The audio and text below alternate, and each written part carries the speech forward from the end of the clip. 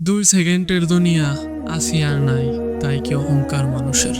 মানুষ যদি বুঝতো কিংবা জানতো জাহান্নাম কি ভয়াবহ, দ্বিতীয়বার আর কি খারাপ কাজ করতো, কখনোই করতো না। আরে আপনি মিয়া বুঝেন না কেন?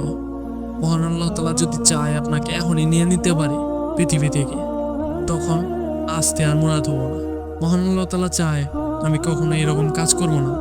মহান আল্লাহ তাআলা বলে, হে আমার বান্দা, তুমি যতই খারাপ কাজ করো না কেন আমার কাছে একবার আইসা মাপ চাও, মোনাজাতে বলো, আল্লাহ আমি তৃতীয়বার আর খারাপ কাজ করবো না, আমাকে মাফ করেন।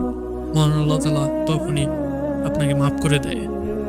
আর আপনি, আরে বইলে কিউ, এই যুগের মানুষ এমনই, ভালো কাজ করতে চায় না।